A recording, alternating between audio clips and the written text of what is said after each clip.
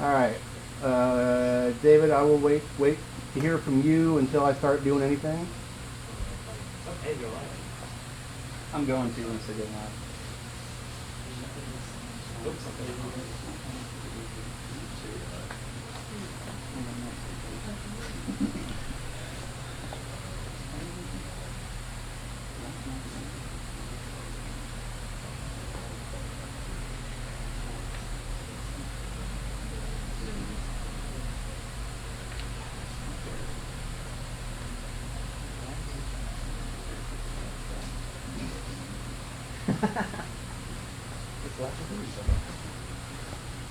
You good?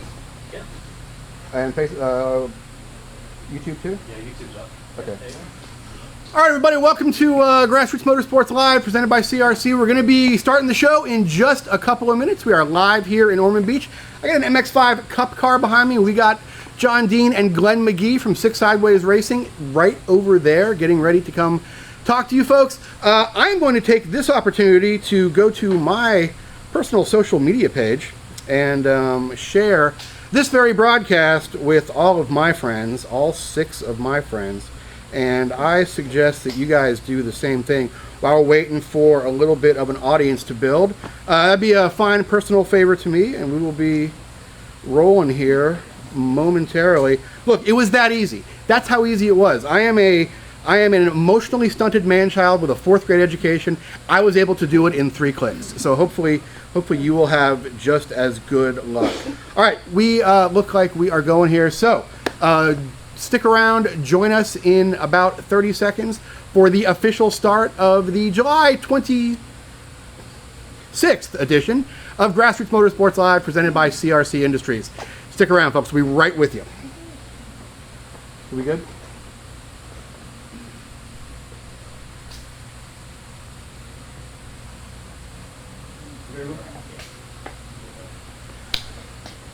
All right, let's just get right into it, folks. Welcome to lovely Ormond Beach, Florida, palatial KGRM Studios here in Ormond Beach. We have, for the first time ever, a live studio audience right here in the shop, hanging out with you guys. Let's hear it, everybody!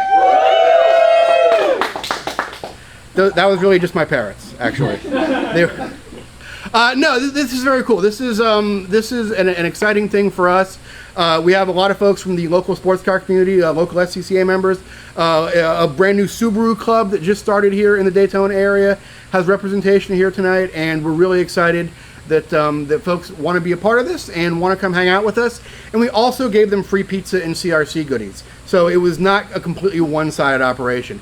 Folks, speaking of CRC, they are a proud supporter of this very show, and we would like it if you were a proud supporter of them too. It's because of CRC that this show is possible. So if you're out there, if you're reaching for automotive chemicals anywhere at a major retailer, at Walmart, at Pep Boys, at O'Reilly, and you reach for CRC stuff, you know that you're not only getting a fantastic product, but you are getting a product from a company that supports the scene that you enjoy. And they support our sport at every level, from amateur to professional, and they support this show, and that's pretty awesome. Dig back in our video archives and you'll see some shows. We actually did some tech with the CRC folks, talked about some of the different products. It's really cool stuff. They have a much broader and deeper catalog than you might expect. So check it out. We're giving away some free samples tonight. If you're in the Ormond Beach area and want to come by before the end of the show, maybe we'll give you something. And also check out the Autobooks Aerobooks bookshelf, autobooks-aerobooks.com. We'll be telling you more about them later in the show. If you are a reader like I am and you enjoy the persistent printed word that doesn't go away when the power goes off, check out autobooks-aerobooks.com, and they have literally books on every automotive subject. We got a cool featured book tonight that we'll show you guys at the midpoint of the show. All right, I would like to welcome everybody on Facebook, everybody on YouTube. If you're a Mazda fan, if you're a race fan in general, we got a great show for you tonight. If you look behind me, ladies and gentlemen, we have was this a 2016 or 17? 16. A 2016 Mazda MX-5 Cup racer. It is officially the battery tender Mazda MX-5, the battery tender global MX-5 Cup series presented by BF Goodrich. Did I get that right? I was close. I was close enough. Actually, let's bring in the guys from Six Sideways, John Dean and Glenn McGee. Welcome to Ormond Beach Heads. These guys came up all the way from Sebring to be with us tonight. John, team principal at Six Sideways, also the winningest driver in the history of the MX-5 Cup Series. Am I stating that correctly? That's correct. I have the most wins, the most podiums, the most poles. I've had. I think we're figuring. I have the most passes in one race. Wow. From last year, I started. That's true. That's the battery tender hard charger award. 35th. Yeah. Got the battery tender hard charger award. Went from 35th to 7th. And you Road America. are you still behind the wheel, or have you mostly taken a team owner approach at this point? I'm taking team owner approach this year, so this is my first year out of the seat. But I ran from 2012 until last year, 2016, and we'll see. I'll probably do some more races this year. We'll see what happens with the Invitational that's coming up at Laguna. So I may be back in the seat. We'll see. And then the next generation, Glenn McGee. Yeah.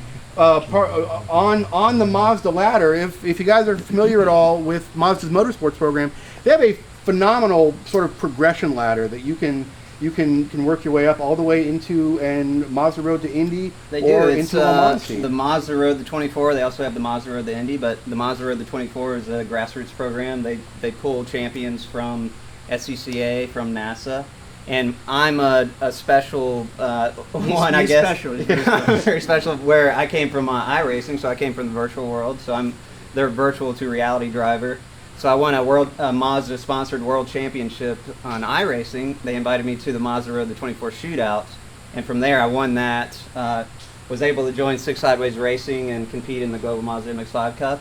And from there you move on to the Continental Endurance Series, and to the next step would be prototype lights and the actual prototype car. So did you have any idea when you first installed iRacing on your PC and started, was that even a career path at that point, or were you just something fun to do in your mom's basement at the time? Too. You got to tell them about the rig. If you go on Twitter on Glenn Racer McGee, you can see my rig and everything. It's pretty. Were you playing with the keyboard? You won the championship. So I have about $500 into my rig. I don't even have a racing chair. I have my mother's decorative chair that has like leopard print on it. But yeah, for $500 in, with a steering wheel, a graphics card, I have a normal PC that I'd put it in, and it's not too demanding iRacing on the PC. And I was able to. I've been competing as a professional esports athlete on iRacing since 2013. Won the Mazda World Championship on iRacing in 2015. Went to the shootout, won that, and now I'm racing as a professional driver. And when you say went to the shootout, were you you were at home with no pants with a big jug of Mountain Dew over next to you? Did you actually have to go somewhere and do it? Oh yeah, so the shootout is they threw me in with the Spec Miata champions, Formula Mazda champions from all over the world. There were guys from Australia but there. Before he got invited, it was pretty much just guys that were Spec Miata champions. And he was the first year that they actually invited iRacers. Yeah, so traditionally it is a grassroots program where Mazda's really supportive. They really, I think, deserve a lot of credit for supporting racers.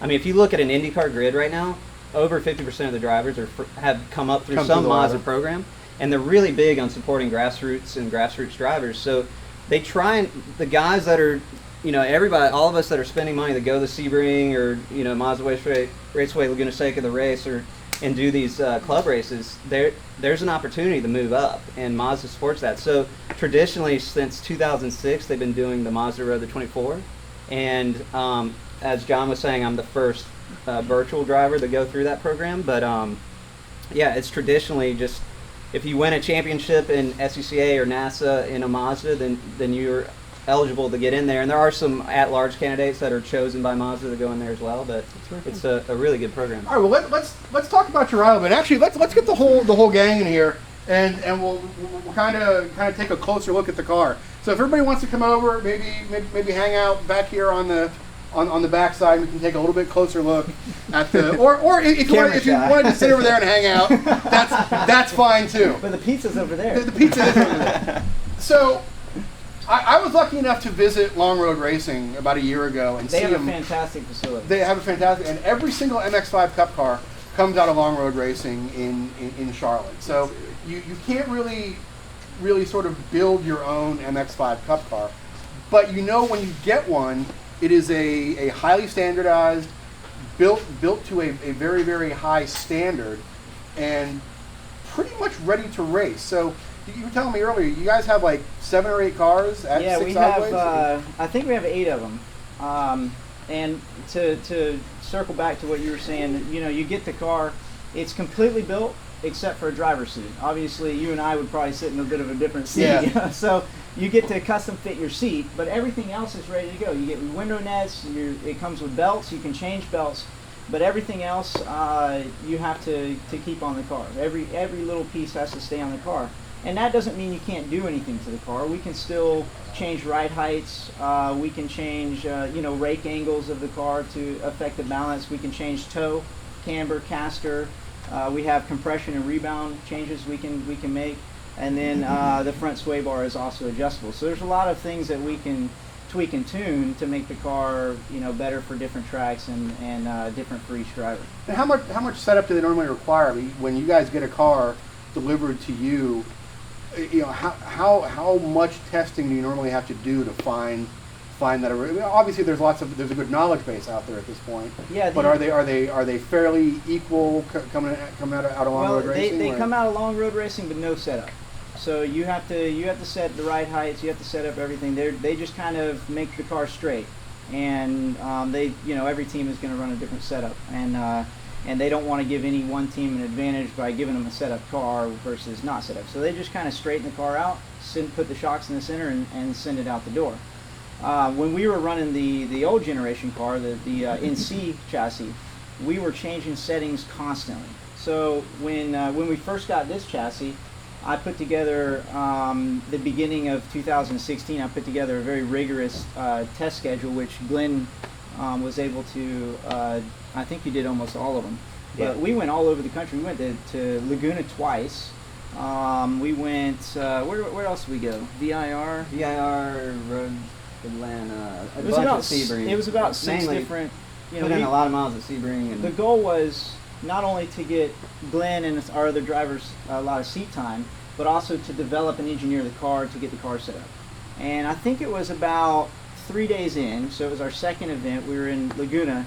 I said, I'm pretty much done changing stuff. I mean, the car is, I don't think we're really going to learn too much more. So I put together all that time to engineer the car, and I feel like we engineered it pretty quickly, and now all we do is make a click here or there on the shocks, compression, or rebound, and we don't really change much from track to track either. How about from car to car? Like if you have a setup on one car, can you transfer that setup to another car? Are they fairly equal in that way, where if you know the driver weight and the fuel load, you can set up a second car and it's going to be pretty close? You don't have to do. It'll be close, Okay. and that's kind of something that why people come to our team is usually I'm in the car helping to engineer the car, and you get trickle down setup knowledge from my car.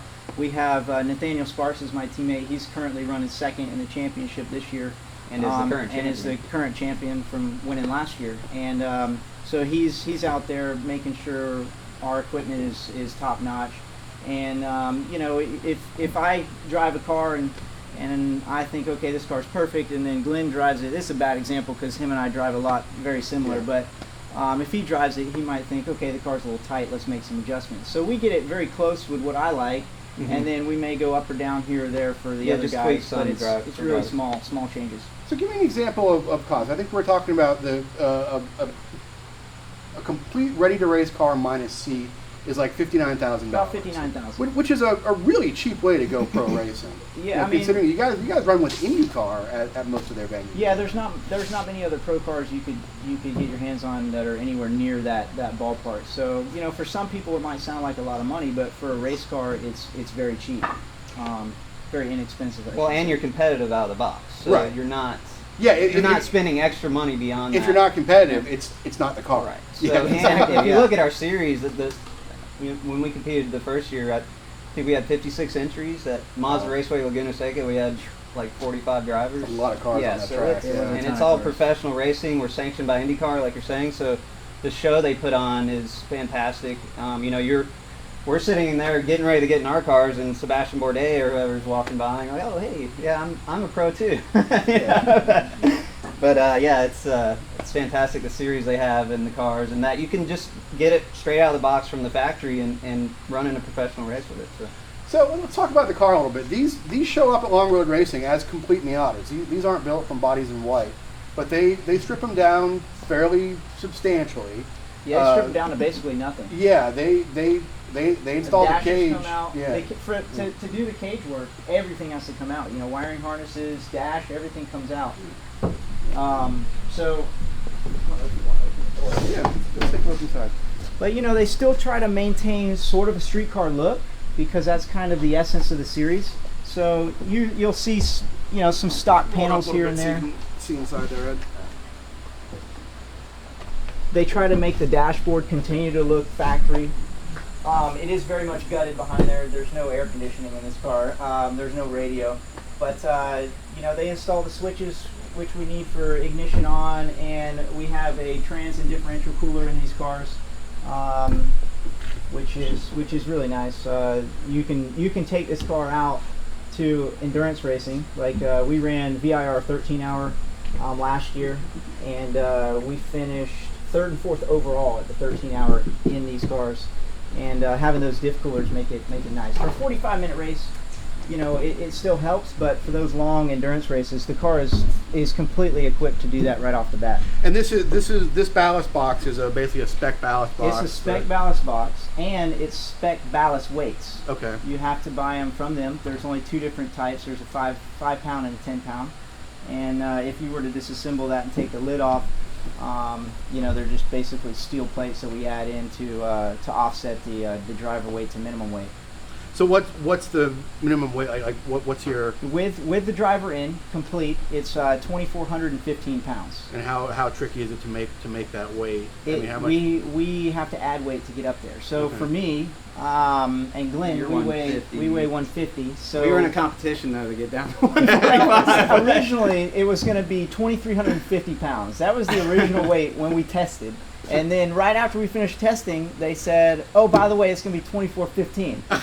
John and I were literally testing. So you were back to Taco Bell, right? Yeah, we were back to Taco Bell. We're like, I got to lose man, some I'm down to weight. 145. What are you at? Yeah, what are you at? And hit the 140. I know it. Our women were thinking we were joking, but the more weight you take out of this seat, the more you can add on that side of the car. And balance, yeah. And these cars are a little bit left side heavy anyway, so when we add that ballast, it makes the car handle better. It makes it easier to set up. Do you know I can't remember what it was. What's the, if you were to take all the weight out, what weight of the driver, like how heavy of a driver could you put in there and they still be below? Still make weight. Do you know that? I think we were adding, 70 pounds? For us?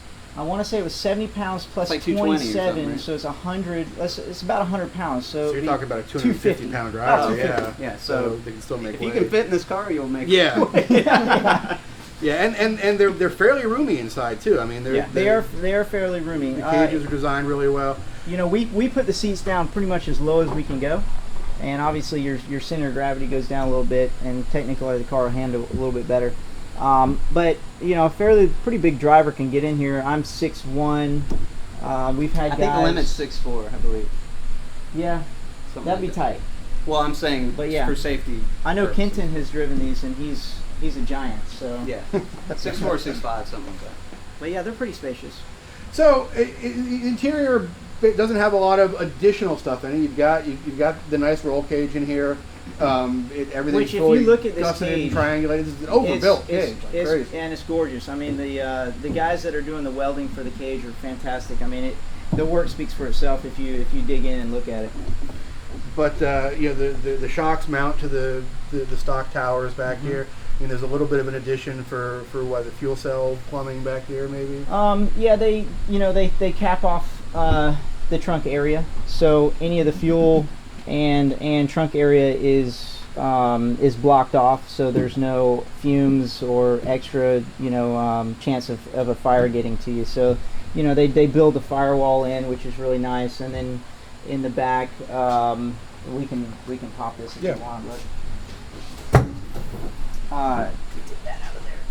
But this is where our battery, all of our electronic stuff, and the series is so spec that we're not even allowed to run any electronics unless it's hooked into the supplied fuse terminal. So if we're going to run anything, it has to be run off the fuse terminal. and we use a battery tender lithium battery. Every car has to use the same battery. Every car uses the same fire suppression system, and all that stuff is located right here in the back. And new addition this year, since we've been with IndyCar, is the iCar system, which you see this little antenna here. And that's basically if there's an incident on track and it goes full course yellow, they press a button and all the lights will start flashing. There's little lights on the dash that will start flashing, and the third brake light and the brake lights will start flashing. So even if you don't see those, and whoever even if you're behind sale, you, you yeah. see the guy, in front of you. and that was because there was an incident last year where it went yellow, and it was difficult to see at Motorsports. There's kind of a hill, and there was a big crash, and nobody was hurt, thank God. But It was a huge crash, and the guy walked away. He was driving the next race. So. Yeah.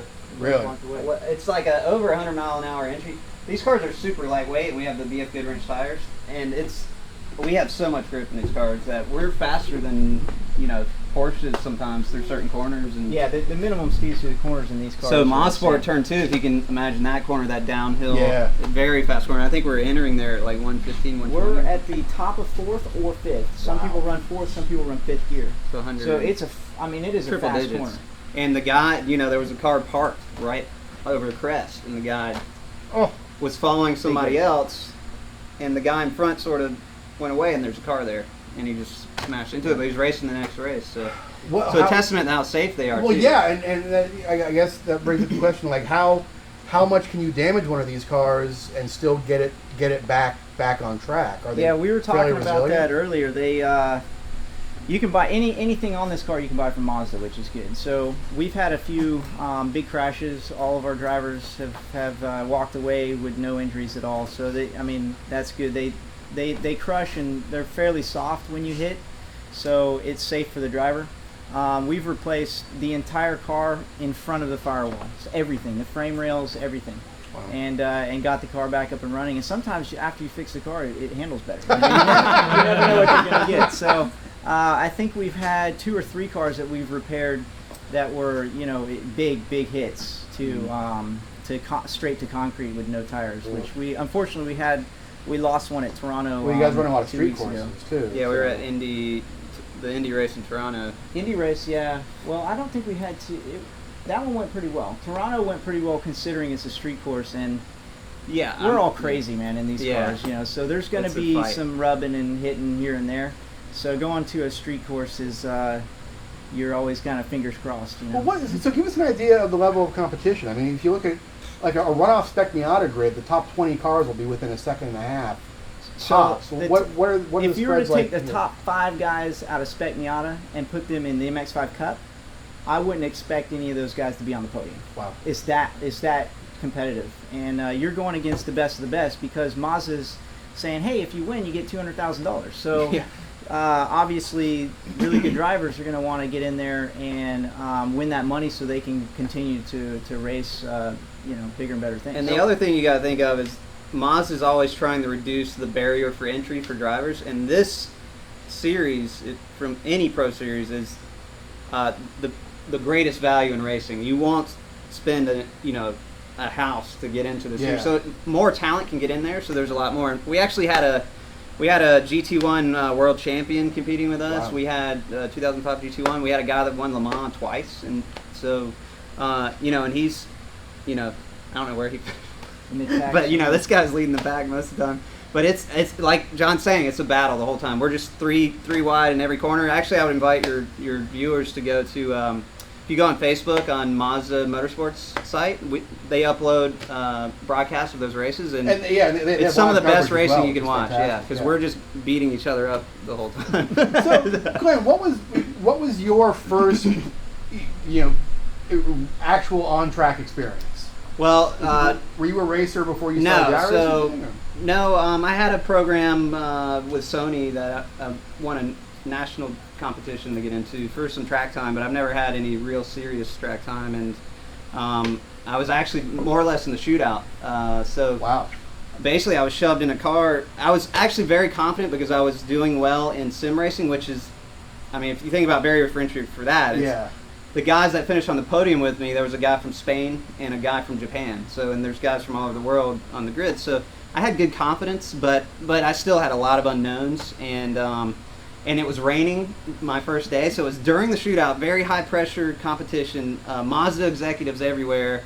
It was cool. BF Goodwrench was giving each driver had their own set of tires, so you didn't somebody didn't scrub off the tires and then you'd go out.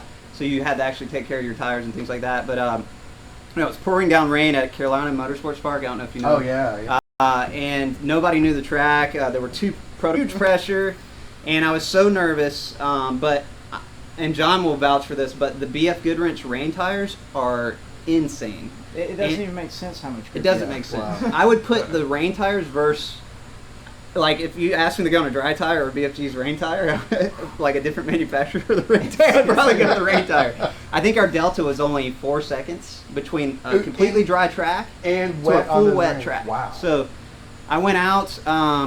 I was super nervous, and they let us do some reconnaissance laps. Thank God. Like, oh, you're not being judged, which I assumed we were, but. And that's literally why you're there. But iRacing teaches you. A lot of people maybe aren't into sim racing, but racing is I think it's one of the most mental sports in the world, and your brain honestly doesn't know really the difference. Once you're in the zone, your brain doesn't really know the difference between being in the zone on a game or being in the zone in real life. And luckily, I've trained myself to get in the zone very quickly. So once I was, and there's so much going at you in a car that it's almost, I think a lot of people do it because it's like meditation, that's all you can focus on. So, all that nervousness went away, and I actually was the quickest guy on track in the wet. Wow. And within a couple of tenths of their Mazda factory drivers that were setting benchmarks on it. So, I was like, oh, thank God. Mom, I'm racing! I can't take out the garbage right now! Yeah, that's mostly what it was. I'm serious, I'm going to make it. Yeah. That's such a neat concept that you can basically, that there are, how much is, iRacing is free. It's $11 a month. Yeah, it's basically free, and those guys are so amazing at iRacing. Yeah. And in fact, iRacing, what's very interesting about this car is iRacing worked directly with Mazda and iRacing's part. So I don't know how familiar you are with iRacing, but they model every single part on the car. Yeah. So the suspension's modeled, the tires modeled, the torsion and the chassis modeled. And they used iRacing's partners and software to help develop the suspension virtually, and then they started going back and forth between real and virtual. So this car actually, suspension-wise, was developed in part through iRacing. Wow. Partnership. So very interesting in that regard. Well, let's take a look under the hood, and then we'll throw it up on the lift and take a look underneath a little bit. But watch. There you go. You wait. So these. Everybody knows this is a sealed motor.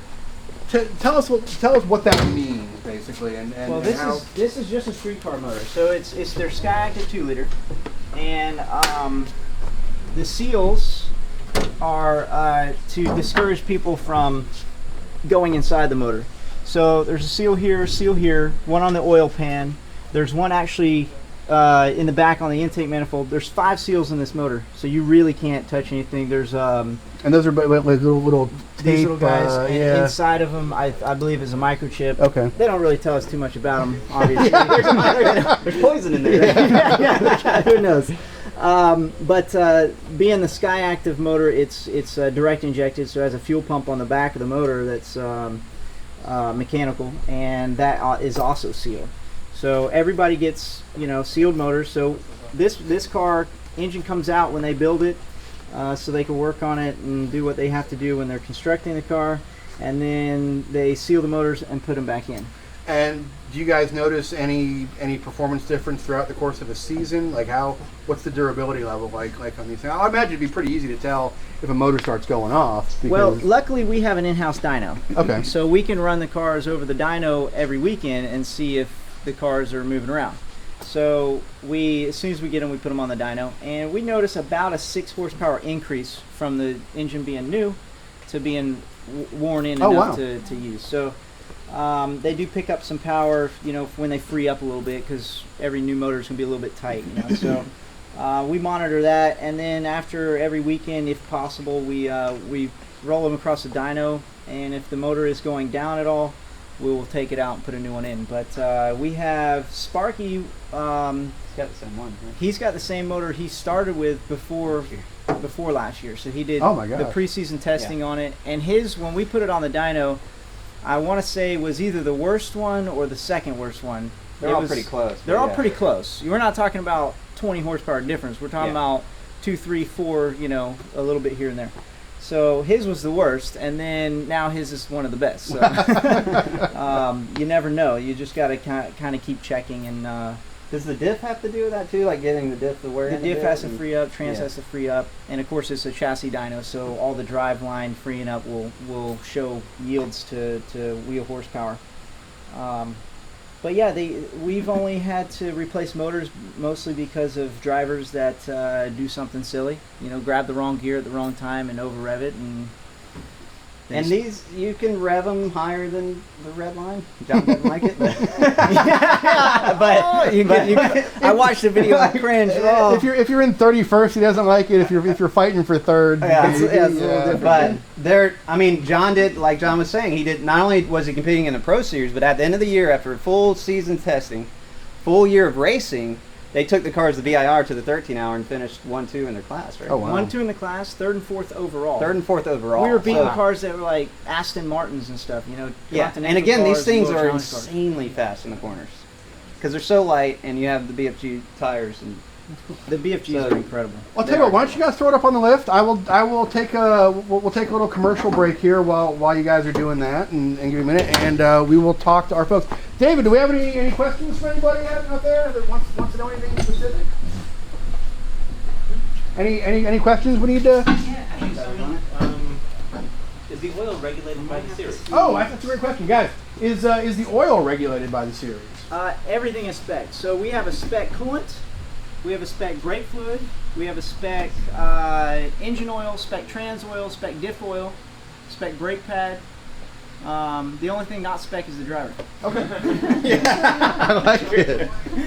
All right, folks, while they are throwing the car up on the lift there, let me tell you about a couple of things that you can do if you are enjoying the show. First off, if you're liking the show, throw us a like, throw us a share. If you're watching us on YouTube, you can participate right there in the chat I think it's over here somewhere. If you're on Facebook, you can participate in the chat right down here. Like us at Grassroots Motorsports, share the videos whenever they come up. That's the currency that this stuff runs off of, so we really appreciate it. You can also check out the folks that support this show. CRC, we are giving some CRC stuff away here tonight to our studio audience. You can see our wall of CRC stuff back there. That's not there because it is there because it looks cool, but that is all stuff that we use around the shop. We use it on all of our project cars. Dig back in some of our videos on YouTube a few weeks ago. We actually did a lot of tech work with some of their products. A lot of really cool stuff. And if you're buying if you're going to the store, if you're buying automotive chemicals, and you're reaching for the shelf, like, oh, do I pick the CRC stuff or do I pick the stuff that's $1 cheaper? You know, probably that stuff is $1 cheaper because they don't know where a lot of it comes from. CRC quality controls all their chemicals. You know, if you're buying a can of brake clean in Peoria, Illinois, or San Diego, California, or Fort Myers, Florida, it's the exact same stuff.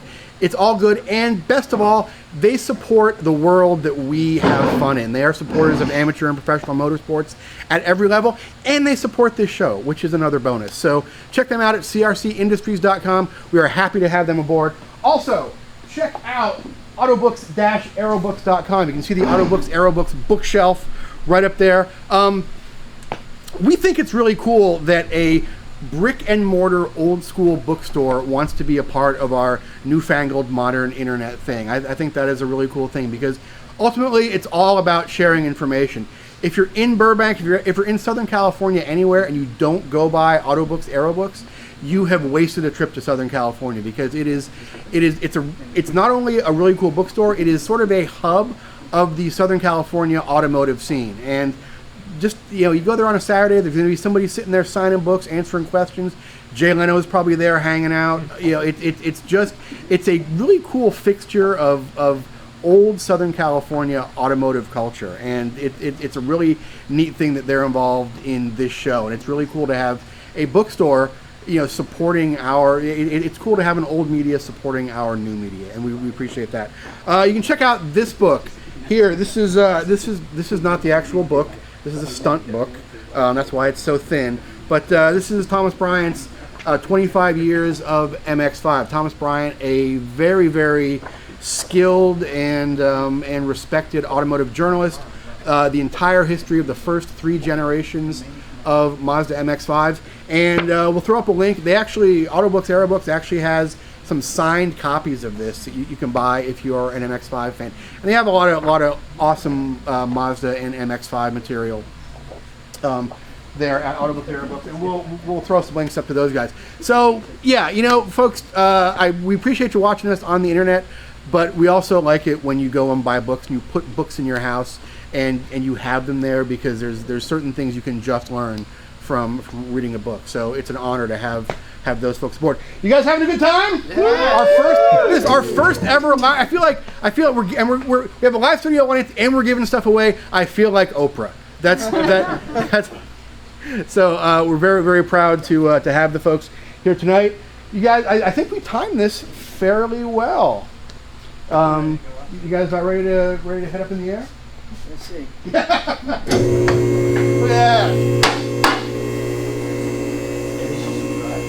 What's that?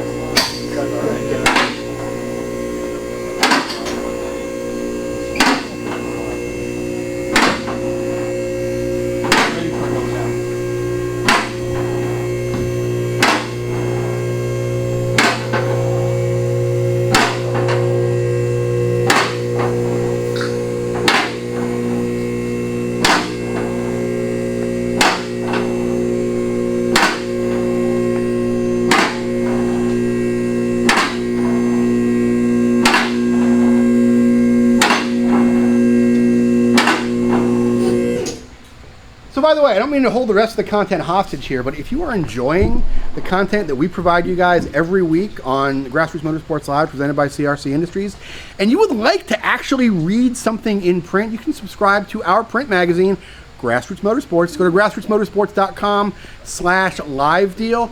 Just by being a viewer of the show, you get 15% off a new or renewal subscription. You can also go to our message board at grassrootsmotorsports.com. We have a fantastic website. We have decades of old editorial on the website. We have probably the best automotive message board anywhere. It's like really, really debag free message board. It's a really cool place to just kind of hang out and talk about cars. So check us out there. We'll throw some links up on both the Facebook and YouTube feeds, and you guys can go there and check that out. All right, so let's take a look underneath here. We're seeing a fairly stock MX-5 here. Well, I can't reach anymore. But you guys can pull. You want to pull a wheel? Pull a wheel and take a look at. When it was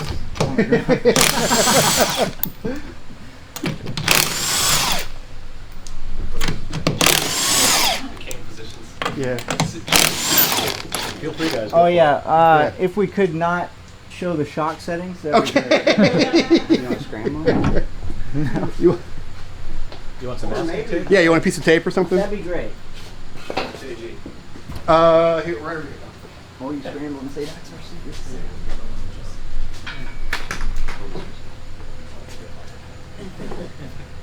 I knew that's what those guys were running. Yeah, I'll get a couple. Sometimes we do that at the track too, just in case. Just to screw with people. So obviously, adjustable shocks, and they're two-way adjustable. They right? are. They are. So high-speed compression and rebound. These are just compression rebound. Okay. And they're very linear, which is good. You don't suddenly get close to one side, whether it's high or hard or soft, and then suddenly the shock has a huge change. So one click, you'll feel one click all the way through the range. What brand are they? Oh God, I always forget. Dynamic, I believe. Okay.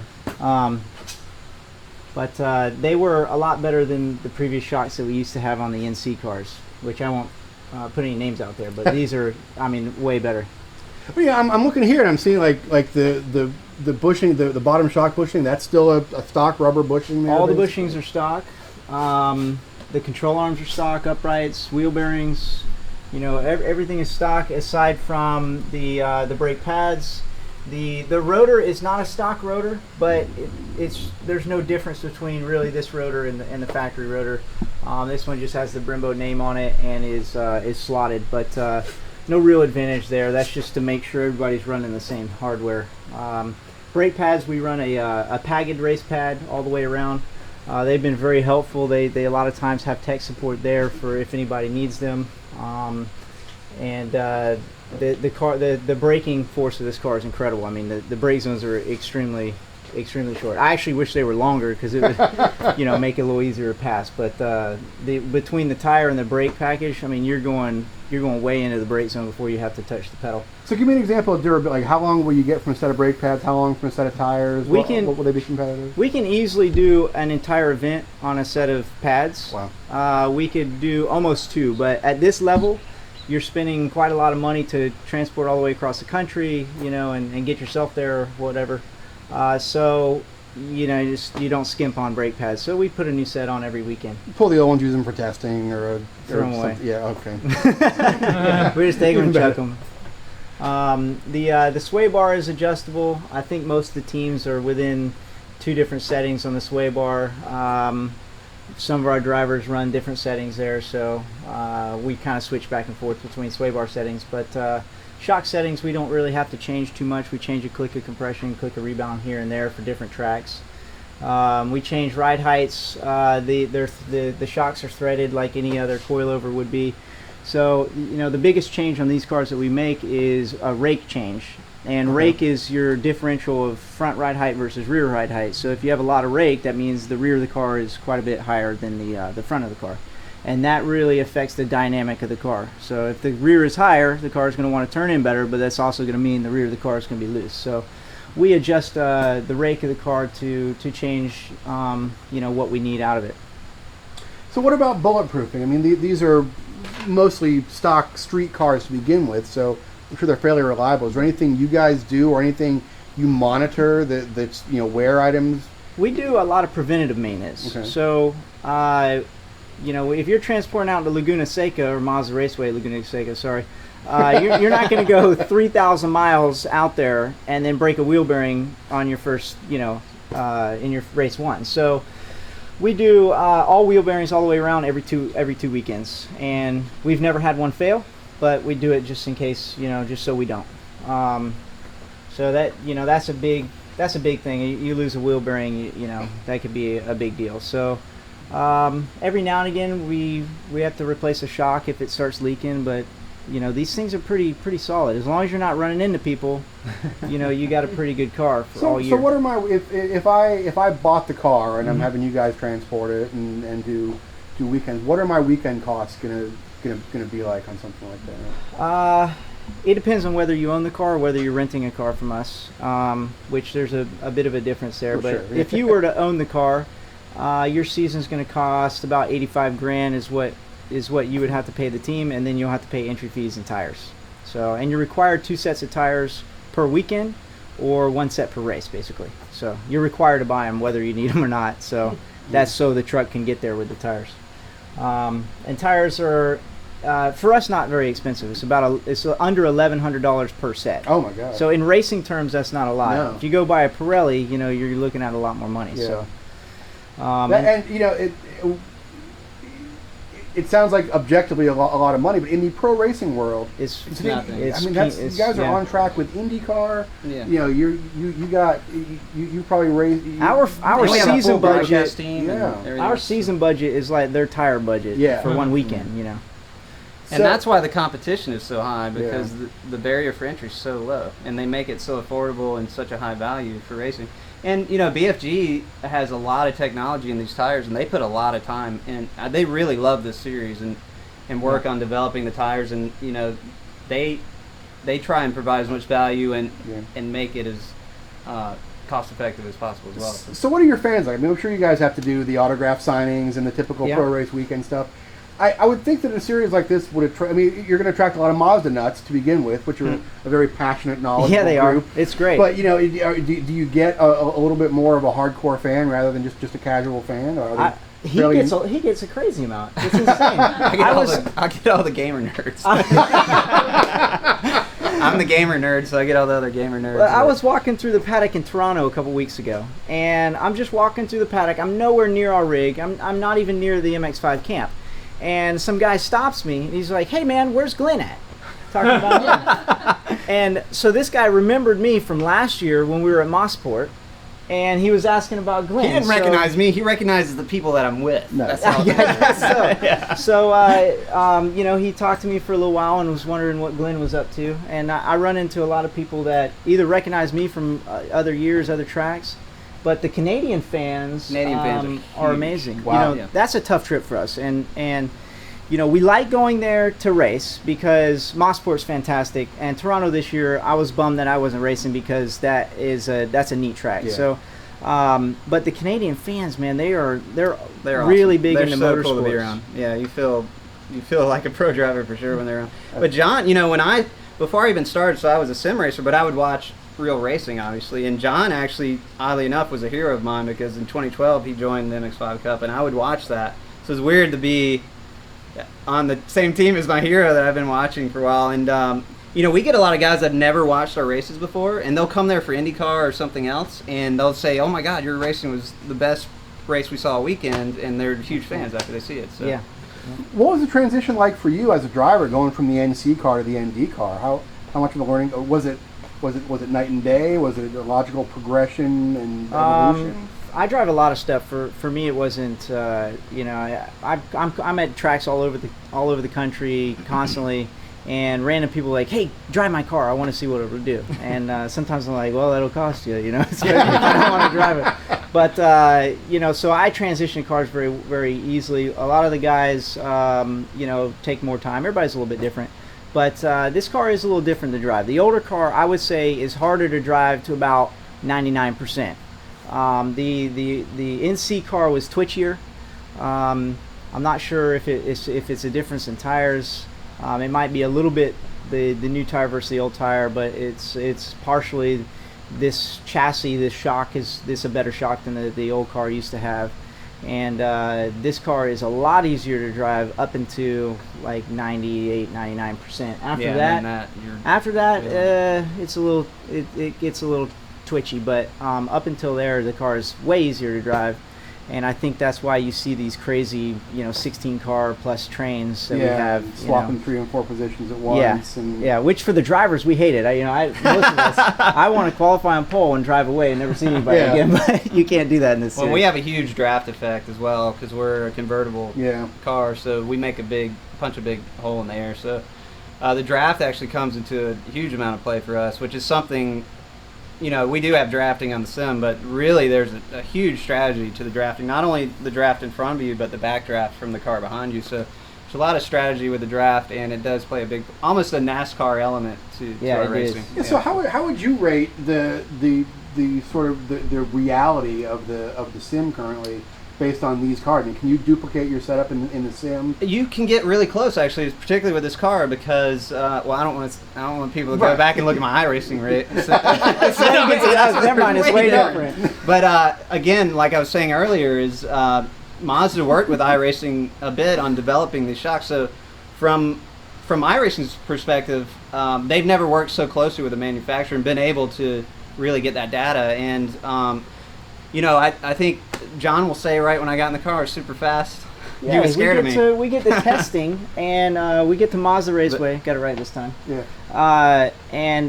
You know, I've always been the team principal, and you know, the driver everybody's trying to beat, basically. So he gets out there. We got Sparky out there. We had a 7-car team last year, and this is like first testing or second event testing, and he runs the fastest time. On track, like first session. So and then I instantly think, okay, this is serious. We gotta bite down. And we've always been really good at not only being huge competitors of each other, but if he's faster than me, I will still say, hey Glenn, you can improve over here in turn 2, and he'll do the same thing for me. Even if I'm faster, he always ends up beating me somehow. So we went to Road America, so still kind of getting my bearings, like at Mazda Raceway Laguna Seca, which was the first race.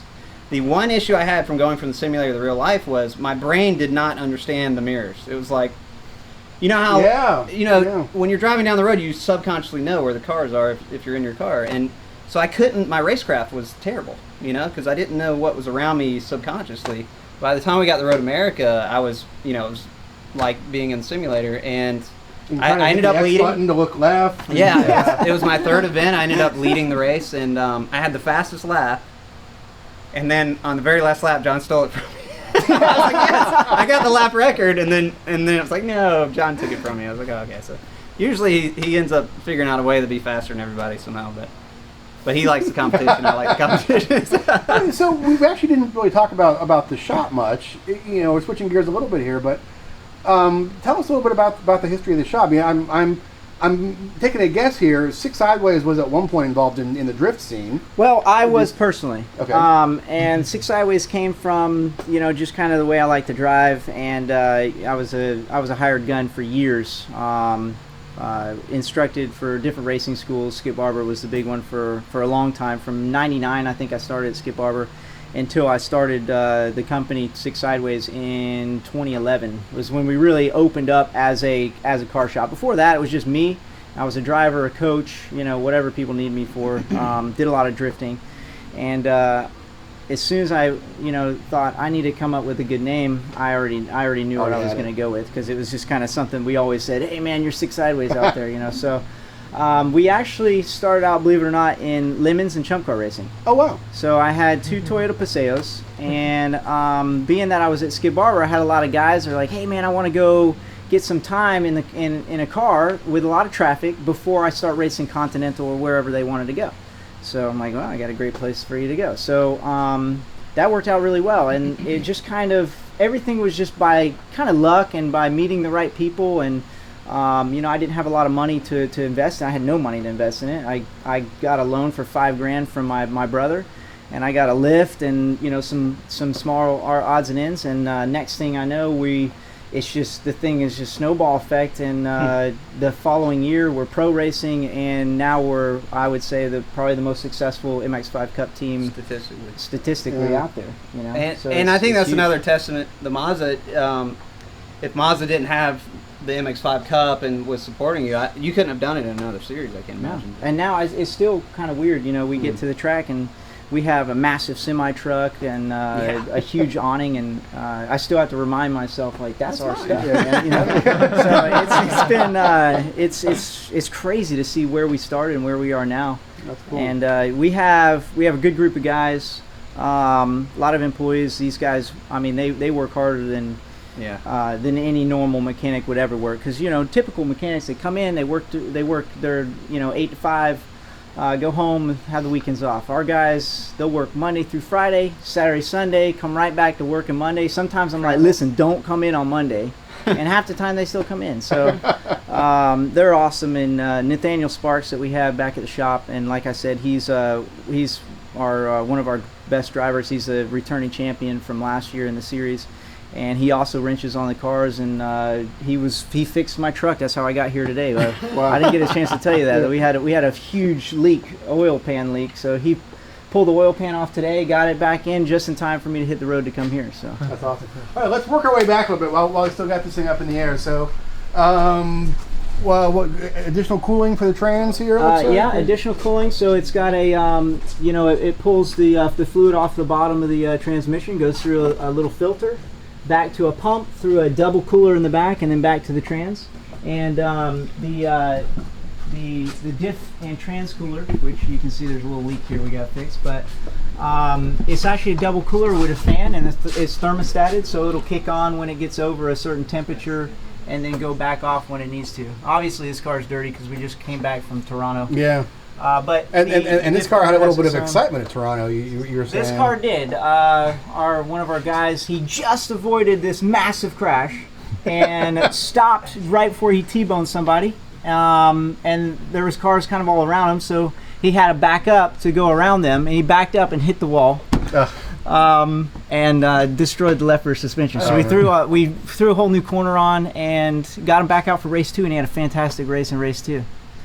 So I think he finished top 10. He finished 8th. Yeah. He was super stoked with that. That's hard to do in that series. Top 10's like a podium in a normal series. Yes. And again, it's all bolt-on stuff basically. I mean, there's all the bushings are stock. it's just a few added on pieces of equipment onto a basically stock MX-5. Yeah, and the greatest thing about racing a Mazda in any series, especially our series, is, if anything goes bad on this car, if we have a bolt that goes bad or anything that goes bad, we call it Mazda and we order it and they ship it straight to you. So as long as you're racing a Mazda, or actually I think even if you run a Mazda in track days, you're allowed to join the Mazda Motorsports program and buy your own parts at a discount. And it is a pretty good discount, I have to admit. So it's a really good discount. Yeah, they have and what's the statistic we hear all the time, that on any given weekend there's more Mazdas being raced than all other brand combined. And that really isn't propaganda. Yeah. You can go to the racetrack and it's not even close. There's Mazdas everywhere. That's impressive. All right, and that's part because of the support they give, Yeah. So exhaust-wise, everybody uses the same exhaust. It's a 4 to 2 to 1 long tube header, into exhaust with a muffler at the back. Very simple system, works really good. These cars create a ton of torque. Yeah, and this year they've been allowing us to have a little bit more horsepower. So they've been changing ECUs and giving us a little bit more horsepower this year. So I think we have something like 6 or 8 horsepower this year more than we had last year. Do they assign you the ECUs race per race? So. Yeah, everybody has, same ECUs, and it's a sealed aftermarket ECU. So this car does not have the stock ECU in it. It's a plug and play deal. We can still run 93 octane, but we run a race fuel in the series. But it's tuned to kind of pull some timing down if you're running a different fuel, which is good. How about data acquisition? Are you allowed to pull data off? We do. Every car comes with a AIM MXL, MXL2 actually, and I think pretty much everybody runs the AIM camera, HD camera in the system, and you can add your own other cameras if you want to. But that system gives us the ability to look at us, what we're doing. We can look at the car parameters, which is good. We can say, okay, this car is running lean, we might have a problem. It allows you to look into diagnosing any issues, but a big part of testing, like when Glenn joined the team, we're rushing to download all the data out of the cars, and we go back to the lounge and if the you're rig. using your computer, it's taking forever. It's probably still going right now. We look at our GPS speeds. We can look at brake pressure. Yeah. We can look at steering angle. There's a ton of information that we can extract out and see, which is a huge benefit to me. So you think about me coming from a virtual world, not really knowing what I'm doing. I have a basic idea, but I know John's he's the best driver, in terms of stats, and the current champion during that, and I have who is now the champion. You think Sparky I owe as him something the way he talks about me. But I can overlay my data and look exactly what they're doing, and look at what I'm doing wrong or maybe what I'm doing right. So it's a huge boon for me to help develop myself very quickly. So yeah, that was a huge part of joining this team, because I had the option to go with a bunch of different teams. But and it's great. We got between 4 and 7 drivers depending on how many guys we have running. So part of our team philosophy is we share all of our data, we share all of our video amongst each other to try to make our team better than the next team. And that's huge, man. That's on the track and off the track. So, I may be faster in one corner, he may be faster in another corner, Sparky may be faster in another corner, Zach may be faster in another corner. So we have the ability to learn from all of this and figure out how we're all going to be better. And it actually helps for car setup as well. All right, let's roll back to first position here, so we're not all standing under the weirdos. So we'll start wrapping up. Anybody have any questions for these guys? Want to sign up for a ride and drive? And, what's your next event, John? We do Sebring quite a bit. We do a lot of. You guys are based stuff. in Sebring. We're based in Sebring. See if I can find something here. We do a lot of Chin Motorsports events. Okay. I hate to plug them, but they're great, man. They've done.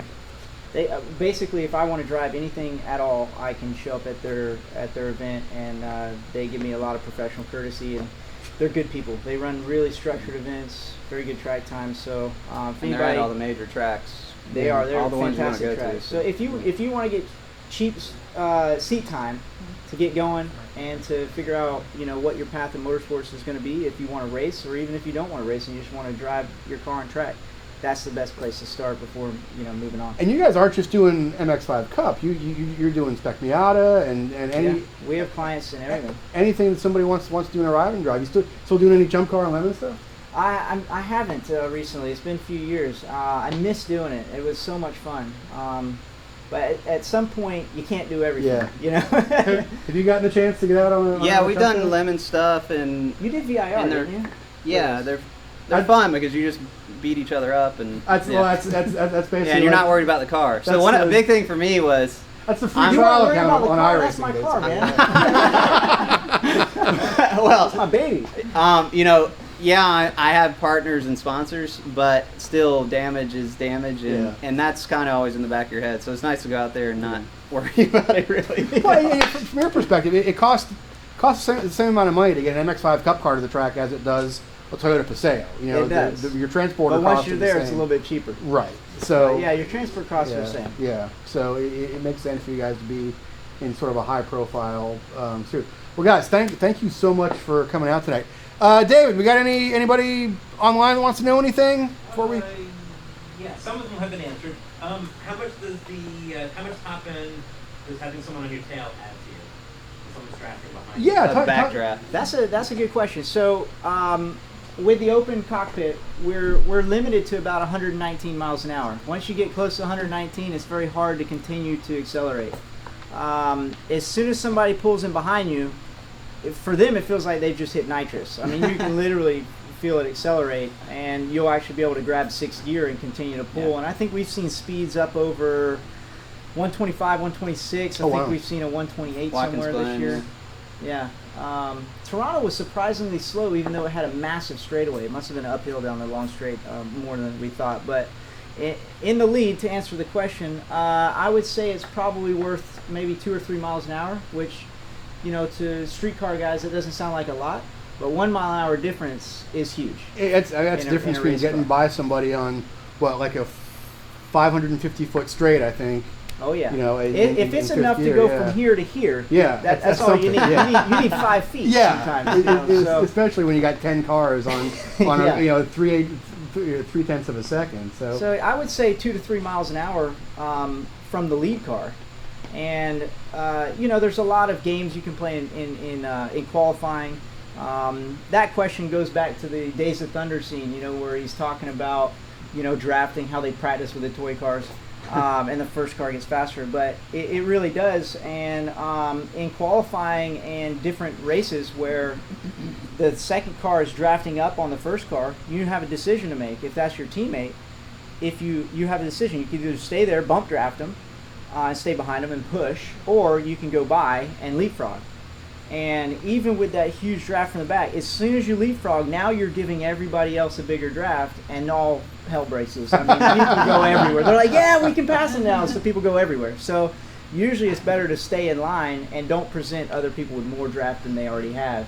And that first car will pick up quite a lot of speed, not only from the question they were asking, which is the draft, but the bump draft will give more speed than 2 miles an hour. So I mean, you have to brake earlier when you get to the brake zone, but with the difference. So yeah, and that brings up the interesting point. These are not massive horsepower cars; they're quick, torquey cars, but you still have to play a lot of defense on track, to make these things to win a race. Yeah. Racecraft wise, what was the biggest thing for you to get used to going from a sim world to a meat space world? Definitely the first thing was, as I explained before, is I didn't have the subconscious for the mirrors, so I didn't have that spatial awareness until about my third event. And then after that, I was good in that department. But the thing I did not understand was, you didn't go over the toy cars with me. I just assumed you'd watch Days of Thunder. That's what you said. Go watch Days of Thunder before we go out in your first race. But no, the backdraft I did not understand. I didn't realize the backdraft was so strong. And we were at Motorsports, and I qualified 4th, and Sparky's leading, and we got 2 enemies, teammates near us. That's what we call. And John's behind us and behind me. And I get a good run going down that long straightaway at Motorsport, and I'm like, I'm going to get the lead. I pull out. Or no, I was going for second. So I pulled out, had a huge run, and Sparky pulled out. and nobody went with me, so nobody came along with me, and I had 7 guys go by me because I was just out there by myself. I remember that. I remember thinking, no, Yeah, because now I either have to go with him and let 6 guys by me, and or you had to push I had to Sparky. go with Sparky. And Sparky's leading the championship at the So time. So I kept going with Sparky, which he should have done. He made the mistake. well, we all have radio, Poor by the Glenn, I way, just see him in the and mirror. Sparky car, goes.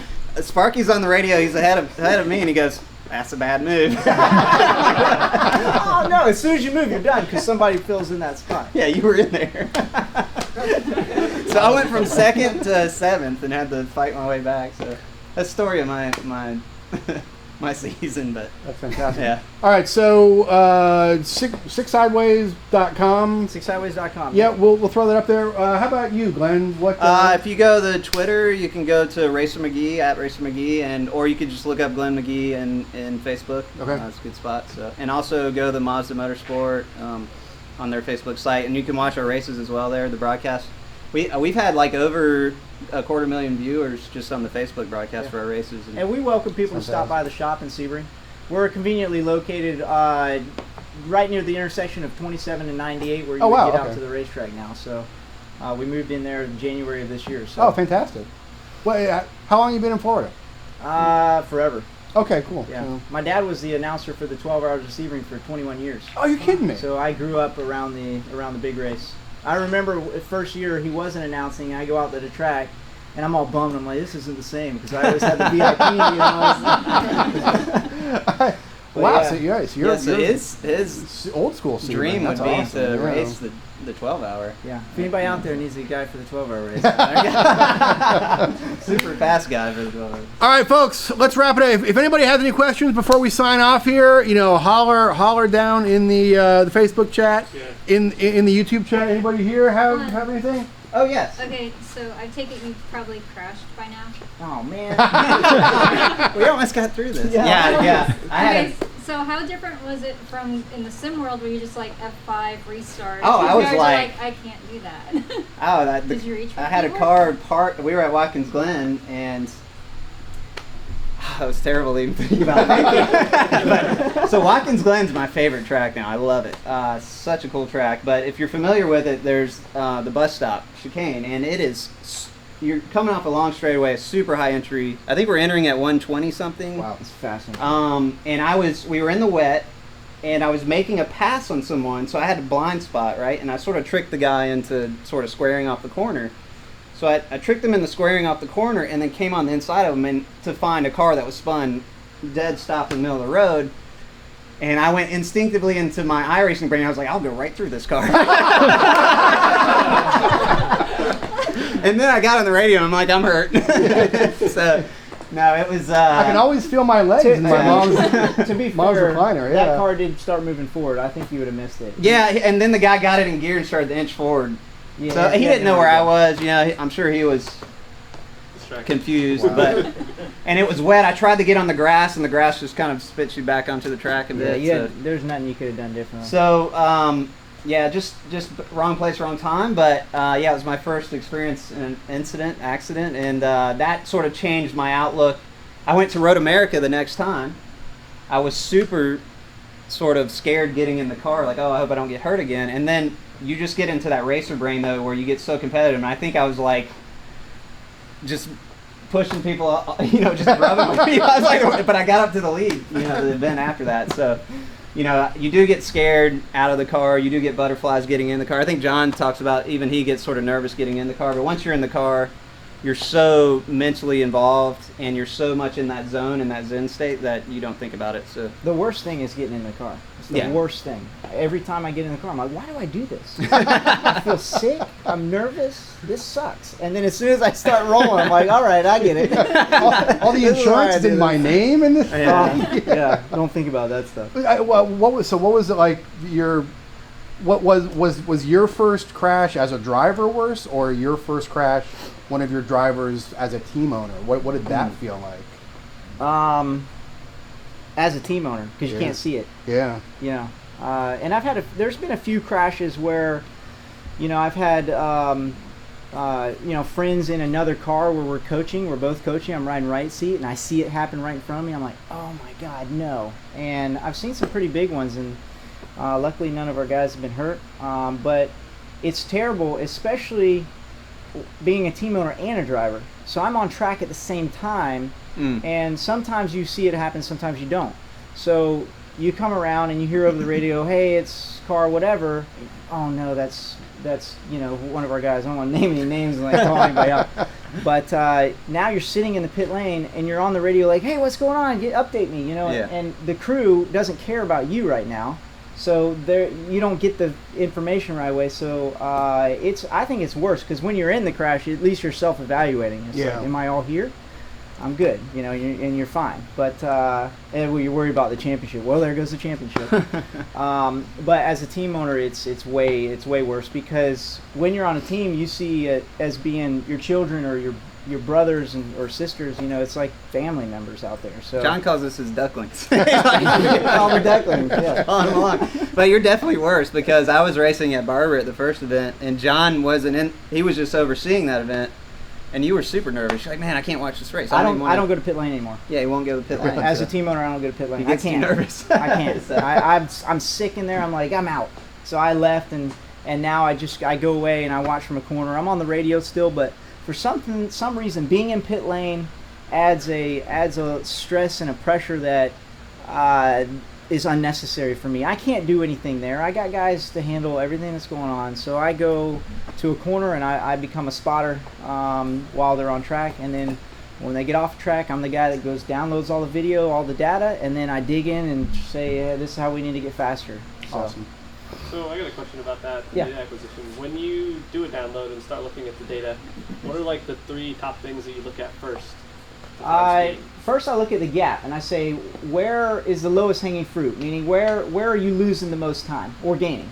Relative Usually to the other losing. team members? Relative to everybody else. Okay. So, if we come in and look at your data, I'm going to say, this is the biggest chunk. These are the couple biggest chunks. Okay, we're losing a half a second in this corner, and you're not going to focus too much on the corners where you're losing a tenth, if you got a half a second here. So we'll focus on that. Say, okay, I know we're losing half a second here. Let's zoom in and see why. So a lot of times it's probably how you're using the brake pedal. It's more common that you're not using the brake pedal correctly, and we'll dig into that. And on these cars, it's fantastic because we have brake pressure sensors. Yeah. So I can see exactly how much pressure you're applying, and not only how much pressure you're applying, but how quickly you're applying it and how quickly you're coming back off of the brake. And that is the using the brake pedal is absolutely the most important part of driving a race car on a racetrack. Especially a low horsepower race car. Yes. Well, even high horsepower cars, because the faster you're going, the more delicate you have to be, because the further you go to hit something. Yeah, and it's still, even on a massively horsepowered car, your brake pedal is still your most powerful speed changing device. Absolutely. on the car. So yeah, it's also changes the balance of the car more than anything. So not only how you apply the brake pedal, but also how you come off the brake pedal. The input is anything that changes the characteristic of the car, and how you come off the brake pedal is more important than any other input you can make in the car. And that's the difference between being a good driver and being a great driver. So that's the part that we will dig into the most usually. Okay. So we got a couple questions from the internet there, it sounds like. Yeah, we do. Actually, from one of our YouTube people. Question about radio chatter. Is there a lot during a race, and what do you guys think about? We actually, there was a rule created because of our radio chatter.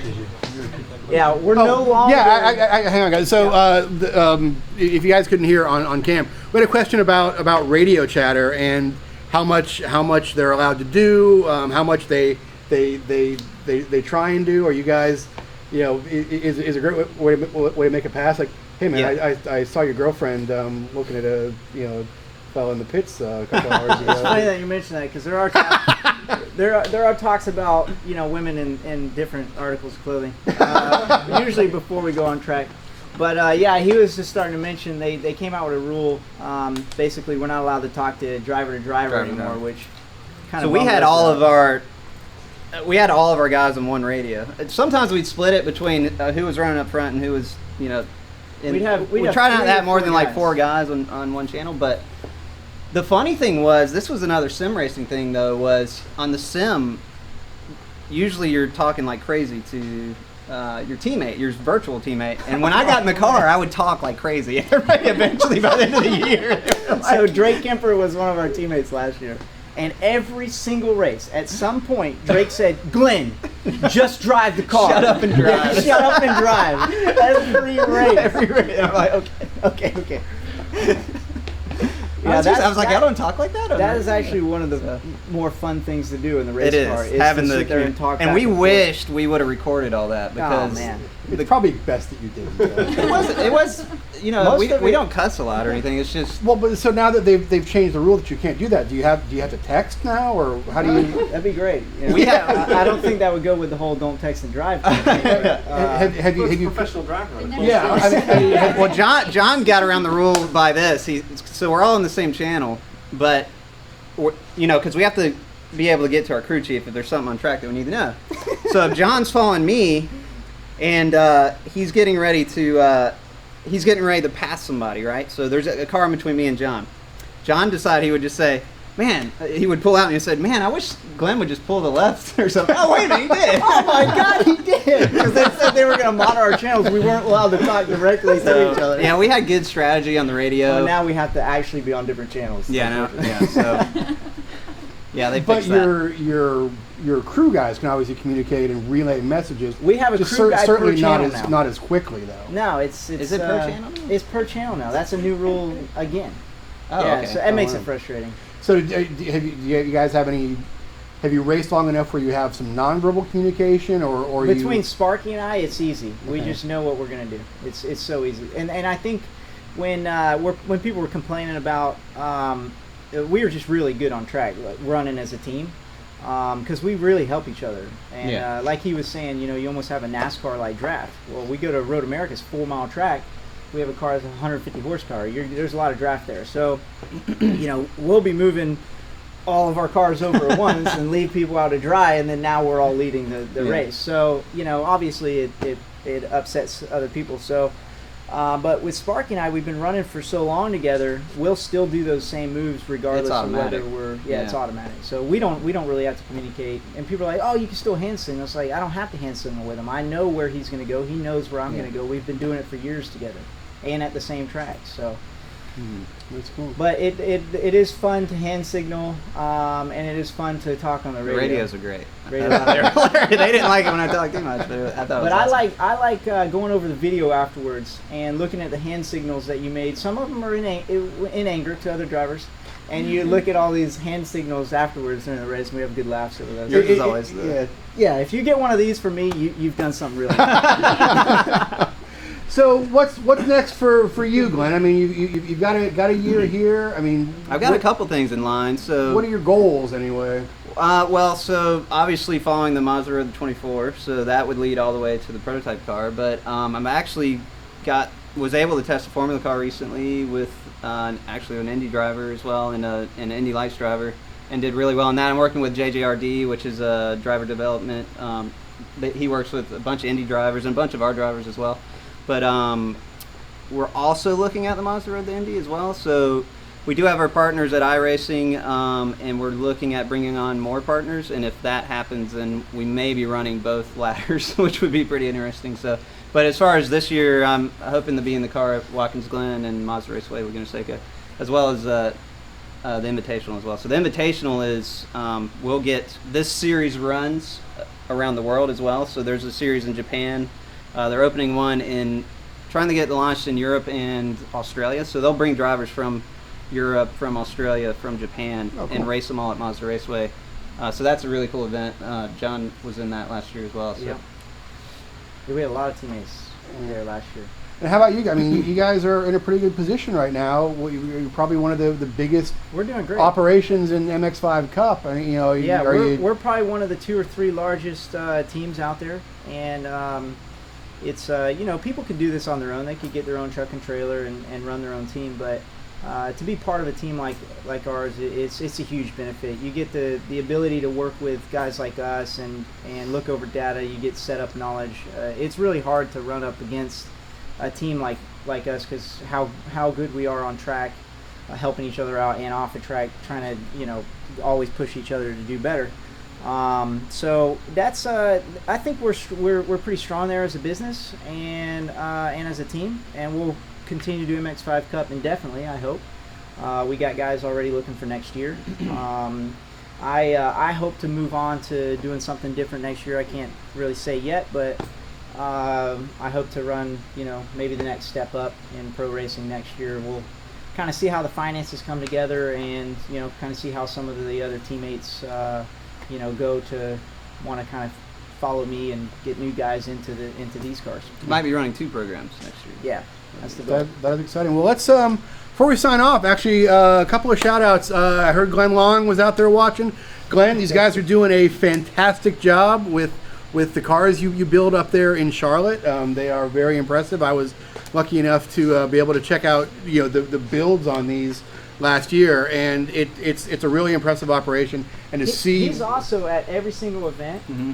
And if we have any problems at all, he's the first awesome. guy you can go to Wow. and say, hey, this is what's going on, and he'll come over and try everything he can to figure out if you have a problem or whatever. And his wife's there, Alana, and if you can't get to him, you just tell her, and he'll she'll run him down. yeah, and obviously BF Goodrich. I think Peter Calhoun was on watching earlier, and hopefully Pete, you were here to hear how much praise they had for the rain tires, which really impressed me. I mean, usually people accept rain tires. They don't really we hope it praise rains. them We hope so it much. rains. We Yeah. want it to rain. Yeah, and that is BFG. Those tires. It is we're not promoting it because it's on the car. It is seriously the best tire that you can get. I'm scared to go to any other series with a different tire because of it. But Well, and it's nice when obviously it's a spec series, so everybody's on the same tire. Yeah. But if that tire gives you an additional level of confidence that you can race with, and you can basically have one less thing to worry about, that's a fantastic advantage. yeah, driving in the rain's like driving in the dry, basically, with that It is. tire. It's It's incredible. crazy. Yeah, and obviously, if you drive a Mazda, if you race a Mazda, if you're watching this and you drive a Mazda, you probably race that Mazda. You're probably autocrossing it. You're probably doing track days with it. Check out the Mazda Motorsports contingency program. They have a fantastic program. You can actually check out our video when we visited the Mazda development garage a few weeks ago. But yeah, check them out at MazdaMotorsports.com. I think we'll post the link down here. But it's a great marketing slogan because it's true. Any given weekend, more Mazdas are being raced than any other brand combined. Not just the top of the ladder. It's more than anybody else combined, and that's an impressive feat for a company that has like a 2% market share. To have that passionate of a fan base that they're out there racing those cars is impressive. And what are your MX-5 Cup fields like this year? It's 30, 40, 50 cars at some events. Toronto isn't it? was the least, but we've been I think about I think an 40 average is car. over 30. Last so year was massive, and we had 45. there's been some setbacks, but Mazda and Anderson Promotion, which is IndyCar, they're making any They're changes they doing a can great to make the changes that will make the series better and better. So I think it's going good. Everything's going in the right direction. And so. the coverage keeps getting better and better. We have our own broadcasters, Yeah. and again, like you were saying, Anderson Promotion and IndyCar are promoting it, and we're the opening act for Indy right now. So we go to all those big events, and so I think more partners are wanting to become involved now too. So it makes it easier on us as pro drivers finding partners to want to join that series because it's getting more and more popular. So I think it'll continue at the 30 car field, and you'll see maybe 40 or 50 cars. We could have at Mazda Raceway we had 45 cars. There could be 50 cars in one race. So Yeah, it'd be and it busy. just looks crazy because you see the leaders on camera and they pass the shot, and then there's just cars snaking up the road forever. So. All right, folks. You guys have fun tonight here? Yeah. Everybody's a little sticky. It's Florida. It's July, but we're having a good time. If you enjoy the stuff that we do right here in the shop or in our cheap makeshift studio every week, folks, grassrootsmotorsports.com. Check us out on the web. If you want to subscribe to our magazine, if you want to renew your existing subscription, grassrootsmotorsports.com/live deal. 15% off a new or renewal subscription. We got to talk about here. Here's my favorite thing to plug CRC with is this skanky old can of CRC glass and dash cleaner. CRC is a proud supporter of this show, but I think this horrific old can of glass and dash cleaner proves that we have been fans of them at least as long as they have been fans of us. They make fantastic products. We're giving away CRC stuff to all of our studio audience here tonight. It's just like Oprah. It's everybody gets something and can take it home with them. If you're reaching for automotive chemicals in a major retailer or anywhere, and you reach for CRC stuff, you're getting a fine product, a fantastic product. You are also helping support this world. They are supporters of motorsports at every level. Finally, the autobooks-aerobooks.com bookshelf. That's right, we have an actual brick and mortar, old school analog bookstore supporting our new school digital show. If you're ever in Burbank, go to Autobooks Aerobooks. They have an amazing collection of books spanning the history of the automobile, car stuff, aircraft stuff, racing stuff, manuals, cool rare stuff. And it's also an amazing hub of the Southern California automotive culture. They have cars and coffee events. They have a great schedule of all sorts of enthusiast events all over Southern California. So check them out. We linked some really cool Mazda and MX-5 books down in the chat, both in Facebook and YouTube. So if you're a reader, and hopefully you are, because when all this stuff blows up and they pull the power and the bombs fall, books are still going to be around, everybody, and hopefully you won't, pull up Burgess Meredith and drop your glasses and be doomed forever. But if you can still read, we suggest you do that, because there's nothing like holding a book in your hand. Folks, that is it. Thank you to John and Glenn from Six Sideways Racing. Thank you to everybody that showed up out here in the wilds of Ormond Beach, Florida, at our studios tonight to check this out. This was really fun. Tomorrow I'm going to go through, if nobody stole anything, we're probably going to do another live audience again sometime. So, stay tuned, and we will maybe see you here in the studio sometime. Next week, a very cool show next week. We are going to be on with a gentleman named Roger Johnson. If that name doesn't mean anything to you, you are probably not a national level autocrosser. Roger Johnson is the most prolific designer of national level autocross courses in the history of the sport. So we've got basically a guy coming on to help anybody out there running a sports car club design better autocross courses, help somebody just getting into the sport learn how to read autocross courses better. It's going to be a fantastic both sort of history and physics lesson into the sport of autocross. So we're really, really excited about that, and I'll be joined by some of our friends from the SCCA. So, before we go, thanks to the whole Grassroots staff that's here, David, Miles, Ed, Tom, me, I guess, and everybody that showed up to watch the show tonight. We appreciate it. We will see you again next week on GRM Live, presented by CRC Industries. I'm JG Pastor Jack, and everybody. We'll see you next week.